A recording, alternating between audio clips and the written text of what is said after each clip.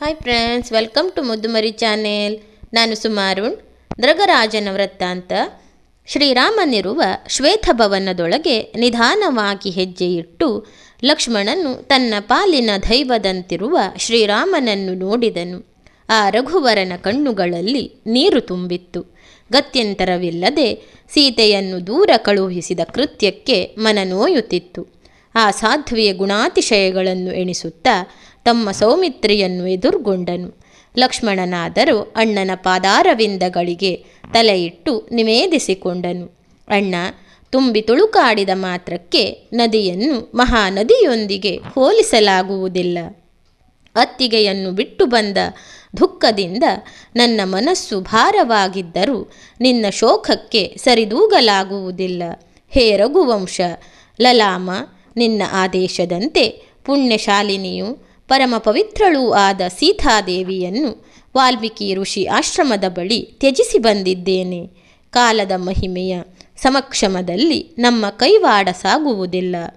ಸಂಯೋಗದಲ್ಲಿ ಸಂತೋಷ, ವಿಯೋಗದಲ್ಲಿ ದುಃಖವು ಕಟ್ಟಿಟ್ಟ ಗಂಟಾಗಿದೆ. ಸಕಲ ಲೋಕವನ್ನು ಜಯಿಸುವ ಮರ್ಯಾದಾ ಪುರುಷೋತ್ತಮನಾದ ನಿನಗೆ ಈ ಚಿಂತೆಯನ್ನು ನಿಗ್ರಹಿಸಿಕೊಳ್ಳಲಾಗದೆ. ಮೋಹ ದುರ್ಬಲತೆಯನ್ನು ತ್ಯಜಿಸಿ ಮನಸ್ಸಿನಲ್ಲಿ ಸಮಾಧಾನವನ್ನು ತಂದುಕೋ. ಶ್ರೀರಾಮಚಂದ್ರನು ಉತ್ತರವನ್ನು ಕೊಡಲಿಲ್ಲ. ಆದರೆ ಅವನು ತಲೆಯಲ್ಲಾಡಿಸಿ ಲಕ್ಷ್ಮಣನ ಅನಿಸಿಕೆಗಳನ್ನು ಒಪ್ಪಿಕೊಂಡನು. ಸ್ವಲ್ಪ ಘಳಿಗೆಯು ಕಳೆಯಿತು. ಮೌನಿಯಾಗಿದ್ದ ಶ್ರೀರಾಮನು ಲಕ್ಷ್ಮಣನ ಮೈದಡವಿ ಮುಂದಿನ ಕರ್ತವ್ಯವನ್ನು ನಿರೂಪಿಸಿದನು. ತನ್ನ ಪಾಲಿನ ಆಪ್ತ ಬಂಧುವು, ಸಹೋದರನು, ಸಲಹೆಗಾರನು ಮತ್ತು ತನಗೆ ಸರ್ವಸ್ವವೂ ಆಗಿರುವ ನಿನ್ನಲ್ಲಿ ಒಂದೆರಡು ವಿಷಯಗಳನ್ನು ಪ್ರಸ್ತಾಪಿಸಬೇಕಾಗಿದೆ. ನಾನು ಸಭಾ ಕಾರ್ಯವನ್ನು ಜರುಗಿಸದೆ 4 ದಿನಗಳಾದವು. ಆದ್ದರಿಂದ ಪುರೋಹಿತ, ಮಂತ್ರಿ, ಪ್ರಜೆಗಳನ್ನು ಕೂಡಲೇ ಕರೆಸಿ ಪೌರಸಭೆಯನ್ನು ಜರುಗಿಸು. ಇದನ್ನು ನ್ಯೂನ್ಯತೆ ಇಲ್ಲದೆ ಮಾಡಿದರೆ ರಾಜನು ಕರ್ತವ್ಯ ನಿರ್ವಹಿಸಿದಂತಾಗುತ್ತದೆ. ಇದು ರಾಜನು ಮಾಡಬೇಕಾದ ಕಡ್ಡಾಯ ಕರ್ತವ್ಯವಾಗಿದೆ. ಹಿಂದಿನ ಕಾಲದಲ್ಲಿ ಧರ್ಮಾತ್ಮನಾದ ನೃಪಾಲ ನೃಗನೆಂಬವನೊಬ್ಬವನಿದ್ದನು. ರಾಜ್ಯಭಾರ ಗೇಯುತ್ತಿದ್ದನು. ಆತನು ಪುಷ್ಕರ ಕ್ಷೇತ್ರದಲ್ಲಿ ಅನೇಕ ಬ್ರಾಹ್ಮಣರಿಗೆ ಅಸಂಖ್ಯಾತವಾದ ಗೋವುಗಳನ್ನು ದಾನ ಮಾಡಿದನು. ಅವುಗಳಲ್ಲಿ ವಿಪ್ರನೋರ್ವನಿಗೆ ಕೊಟ್ಟಿರುವ 1 ಆಕಳು ಮತ್ತು ಅದರ ಕರು ತಪ್ಪಿಸಿಕೊಂಡು ಹೋಯಿತು. ಆದರೆ ಬಹುದಿನಗಳ ತರುವಾಯ ಕನಕಲವೆಂಬ ಗ್ರಾಮದಲ್ಲಿ ಆ ಹಸುವು ಪತ್ತೆ ಹಚ್ಚಲ್ಪಟ್ಟಿತು. ಆ ಬಡ ಬ್ರಾಹ್ಮಣನು ಅಲ್ಲಿಗೆ ಹೋಗಿ ಆಕಳನ್ನು ಹಿಂತಿರುಗಿಸುವಂತೆ ಕೇಳಿಕೊಂಡನು. ತಾನು ಗೋವಿಗೆ ತಾನಿಟ್ಟ ಹೆಸರಿನಿಂದ ಶಬಲೆ ಬಾ ಎಂದು ಕರೆದ ಕೂಡಲೇ ಆ ಆಕಳು ಓಡಿ ಬಂತು. ಆದರೆ ಗೋವಿಗೆ ರಕ್ಷಣೆಯನ್ನಿತ್ತವನು ಹಿಂತಿರುಗಿಸಲು ಒಪ್ಪಲಿಲ್ಲ. ಆ ಇಬ್ಬರೂ ವಿಪ್ರರೊಳಗೆ ಜಗಳ ಹತ್ತಿ ಊರಿನ ಅರಸನಾದ ನೃಗರಾಜನಲ್ಲಿಗೆ ಹೋದರು. ಎಷ್ಟೊಂದು ಹಗಲು ರಾತ್ರಿ ನೃಗಭೂಪತಿಯನ್ನು ಕಾದು ಕುಳಿತರೂ ದರ್ಶನ ಲಾಭವಾಗಲಿಲ್ಲ. ಆ ಇಬ್ಬರು ಅರಸನ ಉದ್ಧಟತನವನ್ನು ಅರಿತು, ಅರಸ, ನೀನು ಉದ್ಧಟನಾಗಿರುವೆ. ದರ್ಶನವೀಯದ್ದರಿಂದ ನೀನು ಓತಿಕೇತನಾಗು. ಸರ್ವರಿಗೂ ಕಾಣದಂತೆ ಇರು. ಮುಂದೆ ಯದುವಂಶದಲ್ಲಿ ಪ್ರಸಿದ್ಧ ಪುರುಷನಾಗಿ ವಾಸುದೇವನು ಅವತರಿಸುವನು. ಹಾಗೆಯೇ ನರನಾರಾಯಣನ ಅವತಾರವಾಗುವುದು. ಅಷ್ಟರವರೆಗೆ ನಿನಗೆ ಶಾಪದಿಂದ ಮುಕ್ತಿಯಿಲ್ಲ. ಆ ನೃಗರಾಜನು ಈಗಲೂ ಘೋರ ಶಾಪದ ಶಿಕ್ಷೆಯನ್ನು ಅನುಭವಿಸುತ್ತಿದ್ದಾನೆ. ಹೇ ಲಕ್ಷ್ಮಣ, ಆದ್ದರಿಂದ ಪ್ರಜೆಗಳು ನಮ್ಮನ್ನು ಅಪೇಕ್ಷಿಸಿ ರಾಜಚಾವಡಿಗೆ ಬಂದಾಗ ಉಪೇಕ್ಷಿಸಬಾರದು ಮತ್ತು ನ್ಯಾಯವನ್ನು ವಿಳಂಬಿಸಬಾರದು. ಕಾರ್ಯಾರ್ಥಿಗಳಾಗಿ ಆಗಮಿಸುವ ಪ್ರಜೆಗಳನ್ನು ಆಧರಿಸಿದರೆ ನಾವು ಕರ್ತವ್ಯ ನಿರ್ವಹಣೆ ಮಾಡಿದ ಫಲವನ್ನು ಪಡೆಯಬಹುದು. ಲಕ್ಷ್ಮಣ, ನಿರ್ಭಾಗ್ಯ ನೃಗರಾಜನು ಬ್ರಾಹ್ಮಣರ ಶಾಪವನ್ನು ಅರಿತು ಚಿಂತಾಕ್ರಾಂತನಾದನು. ಆಮೇಲೆ ತನ್ನ ಕುಮಾರನಾದ ವಸುವಿಗೆ ಪಟ್ಟಾಭಿಷೇಕವನ್ನು ಮಾಡಿದನು. ಶಿಲ್ಪಿಗಳಿಂದ 1.5 ಯೋಜನ ವಿಶಾಲವಾದ ಹೂದೋಟವನ್ನು ನಿರ್ಮಿಸಿ ಅದರೊಳಗೆ ಸುಂದರವಾದ 3 ಹಳ್ಳಗಳನ್ನು ರಚಿಸಿ ಶಾಪವನ್ನು ಅನುಭವಿಸುವುದಕ್ಕಾಗಿ ಓತಿಕೇತ ರೂಪವನ್ನು ಹೊಂದಿದನು. ಕರ್ಮಫಲವೆಂಬುದು ಯಾರನ್ನೂ ಬಿಡುವುದಿಲ್ಲ. ಅಧರ್ಮ ಅನ್ಯಾಯವನ್ನು ಎಸಗುವ ಮೊದಲೇ ಜಾಗರೂಕರಾಗಿರಬೇಕು. ಮಾಡಿದ ಕರ್ಮ ಅನುಭವಿಸಲೇಬೇಕು. ಲಕ್ಷ್ಮಣ, ಧರ್ಮ ಸಾಧಕನಾದ ನಿನಗೆ ಇನ್ನೊಂದು ವೃತ್ತಾಂತವನ್ನು ನಿರೂಪಿಸುತ್ತೇನೆ. ಇಕ್ಷ್ವಾಕು ಪುತ್ರರಲ್ಲಿ 12ನೆಯವನಾದ ನಿಮಿ ಎಂಬ ಅರಸನಿದ್ದನು. ಅವನು ಪರಾಕ್ರಮಿಯೂ ಮಹಾಧರ್ಮಿಯೂ ಆಗಿದ್ದನು. ಆ ರಾಜನು ಗೌತಮಾಶ್ರಮದ ಬಳಿ ಸುರಲೋಕವನ್ನು ಹೋಲುವಂತಹ ನಗರವನ್ನು ರಚಿಸಿ ಅಲ್ಲಿಯ ಭವ್ಯ ಅರಮನೆಯಲ್ಲಿ ವಾಸವಾಗಿದ್ದನು. ತಂದೆಯ ಸಮ್ಮತಿಯನ್ನು ಪಡೆದು ದೀರ್ಘಸತ್ರ ಯಾಗವನ್ನು ನೆರವೇರಿಸುವುದಕ್ಕೋಸ್ಕರ ಗೋತ್ರಕರ್ಮವನ್ನು ಮಾಡಲು ಮಹರ್ಷಿಗಳಾದ ವಸಿಷ್ಠರನ್ನು ವಿನಂತಿಸಿಕೊಂಡನು. ಹಾಗೆಯೇ ಆಮಂತ್ರಣವು ಅತ್ರಿ, ಅಂಗೀರಸ, ಭೃಗುಮುನಿಗಳಿಗೂ ಹೋಯಿತು. ವಸಿಷ್ಠರು ರಾಜನೊಡನೆ, ನಿಮಿ ಮಹಾಶಯ, ಈಗಾಗಲೇ ಇಂದ್ರದೇವನಲ್ಲಿ ಯಾಗವನ್ನು ನಡೆಸುವುದಕ್ಕೆ ಒಪ್ಪಿಗೆಯನ್ನಿತ್ತಿದ್ದೇನೆ. ಅಲ್ಲಿಂದ ಹಿಂದೆ ಬರುವವರೆಗೆ ಕಾಯುತ್ತಿರು ಎಂದು ಹೇಳಿದರು. ವಸಿಷ್ಠರು ನಿರ್ಗಮಿಸಿದ ಮೇಲೆ ಅರಸನು ವಿಳಂಬಿಸದೆ ಋಷಿಗಳಾದ ಗೌತಮರ ಮೂಲಕ ಅಧ್ವರವನ್ನು ಹಿಮಾಲಯದ ತಪ್ಪಲಲ್ಲಿ ಆರಂಭಿಸಿದನು. ಇಂದ್ರನಲ್ಲಿ ಯಾಗವನ್ನು ಸಮಾಪ್ತಿಗೊಳಿಸಿ ನಿಮಿಯಲ್ಲಿಗೆ ಬಂದಾಗ ವಸಿಷ್ಠರಿಗೆ ವೃತ್ತಾಂತವು ತಿಳಿಯಿತು. ವಸಿಷ್ಠರು ಕೂಡಲೇ ಅರಸನನ್ನು ಕಾಣಲು ಅಪೇಕ್ಷಿಸಿದಾಗ ನಿಮಿಯು ನಿದ್ರೆಯಲ್ಲಿದ್ದನು. ಮಹರ್ಷಿ ವಸಿಷ್ಠರು ರಾಜನು ಮರಣ ಹೊಂದುವಂತೆ ಶಾಪವನ್ನಿತ್ತರು. ನಿಮಗೆ ಎಚ್ಚರವಾಯಿತು. ವಸಿಷ್ಠರು ವಿನಾಕಾರಣ ಕೋಪೋದ್ರಿಕ್ತರಾದುದನ್ನು ತಡೆದುಕೊಳ್ಳಲಾರದೆ ಅವನು ಶಾಪವನ್ನಿತ್ತನು. ಎಲ ವಸಿಷ್ಠ, ಮುನಿಶ್ರೇಷ್ಠನೆಂಬ ಅಹಂಕಾರದಿಂದ ನನ್ನ ಮೇಲೆ ಯಮದಂಡವನ್ನು ಪ್ರಯೋಗಿಸಿದೆಯಾ? ನೀನು ಚೈತನ್ಯರಹಿತನಾಗು, ನಿನಗೂ ಮರಣ ಪ್ರಾಪ್ತಿಯಾಗಲಿ. ಇಬ್ಬರೂ ಪರಮ ತಪೋಶಾಲಿಗಳಾದ್ದರಿಂದ ಪರಸ್ಪರ ಕೊಡಲ್ಪಟ್ಟ ಶಾಪವು ಫಲಿಸಿ ದೇಹತ್ಯಾಗ ಮಾಡಿದರು.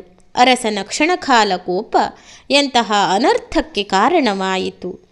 ಲಕ್ಷ್ಮಣನು ವಿನೀತನಾಗಿ ಮುಂದೇನಾಯಿತೆಂದು ಶ್ರೀರಾಮನೊಡನೆ ವಿನಯಪೂರ್ವಕವಾಗಿ ಕೇಳಿಕೊಂಡನು. ಲಕ್ಷ್ಮಣ, ಶಾಪ ನಿಮಿತ್ತ ವಾಯುಮಂಡಲದಲ್ಲಿ ಅದೃಷ್ಟರಾದ ವಸಿಷ್ಠರು ತಂದೆಯಾದ ಬ್ರಹ್ಮದೇವನಲ್ಲಿ ನಡೆದುದೆಲ್ಲವನ್ನೂ ವಿವರಿಸಿ ದೇಹವನ್ನು ಪುನಃ ಪಡೆಯಲು ಪ್ರಾರ್ಥಿಸಿಕೊಂಡರು. ಶರೀರವಿಲ್ಲದೆ ಎಲ್ಲ ಕರ್ಮಾಂಗಗಳು ಲುಪ್ತವಾಗಿರುವ ಋಷಿವಾಕ್ಯಗಳನ್ನು ಆಲಿಸಿ ಬ್ರಹ್ಮದೇವರು ಆದೇಶವನ್ನಿತ್ತರು. ನೀನು ವರುಣಲೋಕಕ್ಕೆ ತೆರಳು, ಮಿತ್ರ ವರುಣರ ಉತ್ಕೃಷ್ಟವಾದ ರೇತಸ್ಸನ್ನು ಪ್ರವೇಶಿಸು, ಎಲ್ಲವೂ ಶುಭವಾಗಲಿದೆ. ಅಲ್ಲಿಗೆ ತಲುಪಿದಾಗ ಮಿತ್ರನು ವರುಣನ ಅಧಿಕಾರವನ್ನು ನಡೆಸುತ್ತಿದ್ದನು. ಅದೇ ಸಮಯದಲ್ಲಿ ಅಪ್ಸರೆ ಊರ್ವಶಿಯು ಸಮುದ್ರದ ಬಳಿ ವಿಹಾರಕ್ಕಾಗಿ ಆಗಮಿಸಿದಳು. ಅವಳನ್ನು ಕಂಡ ವರುಣನು ಅವಳಲ್ಲಿ ಕಾಮಭಿಕ್ಷೆಯನ್ನು ಯಾಚಿಸಿದನು. ಆಗ ಊರ್ವಶಿಯು ನಮಸ್ಕರಿಸಿ, ನಿನ್ನಲ್ಲಿ ಪ್ರೇಮ ಇದೆಯಾದರೂ ಮಿತ್ರನು ನನ್ನನ್ನು ವರಿಸಿಯಾಗಿದೆ ಎಂದು ಅಲ್ಲಗಳೆದಳು. ವರುಣನು ನಿರುಪಾಯನಾಗಿ ತನ್ನ ರೇತಸ್ಸನ್ನು ದೇವನಿರ್ಮಿತವಾದ ಕುಂಭದಲ್ಲಿ ವಿಸರ್ಜಿಸಿದನು. ಊರ್ವಶಿಯು ಅಲ್ಲಿಂದ ಮಿತ್ರನ ಬಳಿ ತೆರಳಿ ನಡೆದ ಘಟನೆಯನ್ನು ತಿಳಿಸಿದಳು. ಮಿತ್ರನ ಬಳಿ ಬಂದಿರುವುದಾದರೂ ಪ್ರೇಮ ವರುಣನತ್ತ ಇರುವುದನ್ನು ಮನಗಂಡು ಆತನು ಕ್ರುದ್ಧನಾದನು. ಎಲ ಮನೋವ್ಯಭಿಚಾರಿಣಿ, ನೀನು ಕೆಲಕಾಲ ಮಾನವ ಲೋಕದಲ್ಲಿ ವಾಸವಾಗಿರು. ಬುಧನ ಪುತ್ರನು ಕಾಶಿರಾಜನೂ ಆದ ಪುರೂರವನು ನಿನಗೆ ಪತಿಯಾಗಲಿ, ಇಲ್ಲಿಂದ ತೆರಳು ಎಂದು ಮಿತ್ರನು ಆದೇಶಿಸಿದನು. ಅನಂತರ ಬುಧನ ಔರಸ ಪುತ್ರನಾದ ಪುರೂರವನನ್ನು ಅವಳು ಮದುವೆಯಾಗಿ ಆಯುವೆಂಬ ಮಗನು ಜನಿಸಿದನು. ಆಯುವಿಗೆ ಹುಟ್ಟಿಕೊಂಡ ನಹುಷನು ದೇವಲೋಕವನ್ನು ಆಳಿದನು. ದೇವೇಂದ್ರನು ವೃತಾಸುರನೊಂದಿಗೆ ಯುದ್ಧ ಮಾಡಿ ಕೈಸಾಗದೆ ಅವಿತುಕೊಂಡಾಗ ಸ್ವರ್ಗಾಧಿಪತ್ಯವನ್ನು 100,000 ಸಂವತ್ಸರ ವರ್ಷಗಳಷ್ಟು ಕಾಲ ನಹುಷನ ಆಧಿಪತ್ಯವು ನಡೆಯಿತು. ಶಾಪ ವಿಮೋಚನೆಯಾದ ತರುವಾಯ ಊರ್ವಶಿಯು ದೇವಲೋಕವನ್ನು ಸೇರಿಕೊಂಡಳು. ಲಕ್ಷ್ಮಣ, ವರುಣನು ತನ್ನ ರೇತಸ್ಸನ್ನು ಯಾವ ಕುಂಭದಲ್ಲಿರಿಸಿದನು ಅದರಲ್ಲಿಯೇ ಮಿತ್ರನೂ ಸಹ ತನ್ನ ರೇತಸ್ಸನ್ನು ತ್ಯಜಿಸಿದನು. ಆ ಪವಿತ್ರ ಕುಂಭದಿಂದ ಶ್ರೇಷ್ಠರಾದ ಅಗಸ್ತ್ಯ ಮತ್ತು ವಸಿಷ್ಠರು ಜನಿಸಿದರು.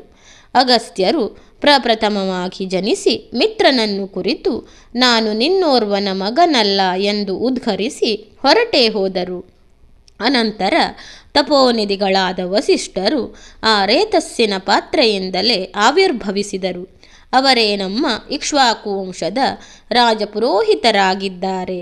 ನಮ್ಮ ಪೂರ್ವಜರಾದ ಇಕ್ಷ್ವಾಕು ರಾಜನಿಂದ ಅವರು ಗುರುಸ್ಥಾನಕ್ಕೆ ಸ್ವೀಕರಿಸಲ್ಪಟ್ಟರು.